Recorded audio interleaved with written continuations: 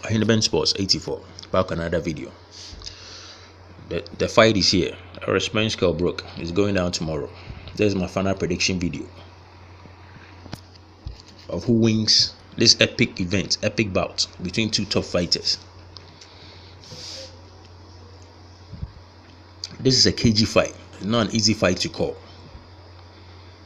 A lot of Americans seem to think it's going to be a walkover for Errol Spence, but I don't buy into that school of thought. This fight is a really typical 50-50 fight. It's hard to call. This fight has a lot of determining factors.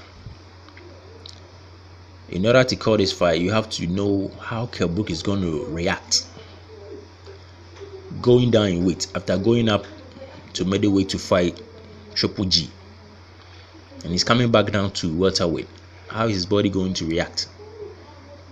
How is he going to feel back at the welterweight division? And secondly, how is his eye going to hold up when he gets punched by Errol Spence? Because Errol Spence is a strong and powerful puncher. So how is that metal in the eye socket going to react? That is another determining factor there. So barring all that, assuming his eye holds up and is able to hold his own in like he was before in the welterweight division, I'll have to go for Kell Brook winning a majority decision, because I think skills and talent wise he's a shade above Errol Spence, and he's proved it in his victory against Sean Porter. He went to Sean Porter's backyard and beat him to his title as a challenger. That says a lot about Kell Brook. That's what a lot of people seem to be brushing aside.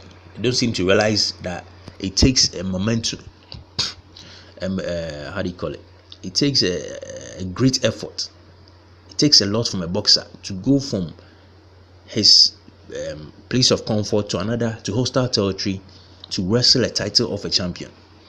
People don't seem to factor that into their sessions of this fight, so they easily pick Errol Spence. I've been saying this time and time again. I wonder where this hype of Errol Spence came from.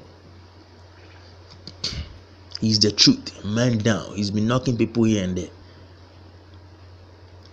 All I'm hearing is thoughts of trainers and analysts, commentators about how good this guy is. He's the truth.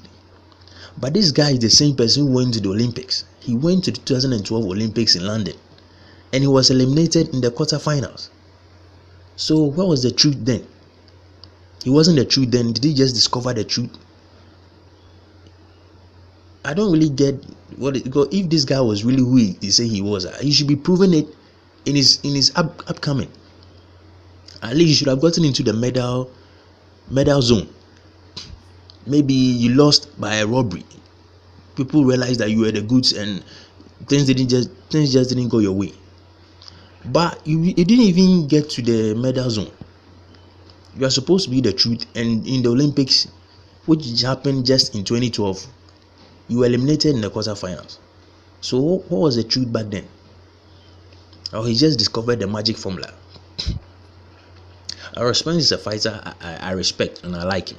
I like him a lot. I like his style and his demeanor. He doesn't seem to be too boastful. He seems to be a very honest person, down to earth. He always seems to have the right things to say. He says the right things at the right times.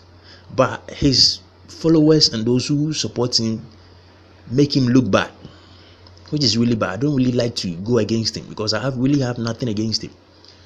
But his followers and those who are hyping him up are just making it bad for him. He's a good fighter, and I wish him all the best. But his supporters and fanboys are just making it hard to root for him, making it extremely hard. This guy hasn't proven himself. He just came into the limelight. He called out Keith Thurman.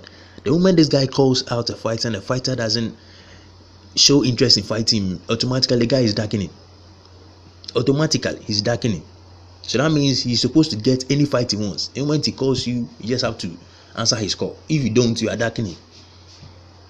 If that was the case, a lot of fighters would be getting shots when they burst onto the scene. This is a process. It's a gradual process. You need to work your way up. The moment he calls Kitema, no, Kitema has to just go down and fight him. Boxing doesn't work like that. Anybody at all can just come out of the woodworks and call out the top dog and ask for a fight.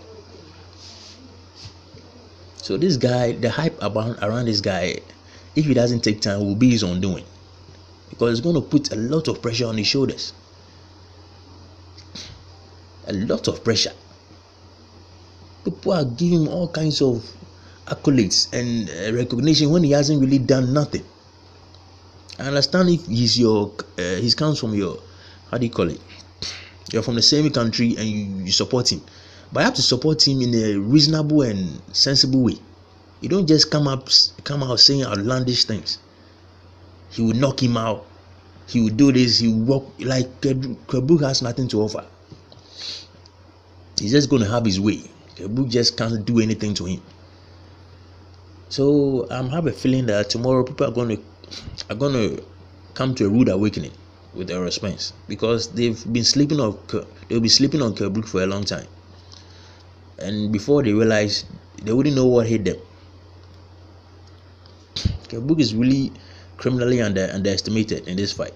He's not being given the credit that he deserves, and I think he's going to prove it tomorrow by beating Errol Spence. And it's not even going to be because of the fact that he's fighting in his hometown and they're going to rig the fight in his favor.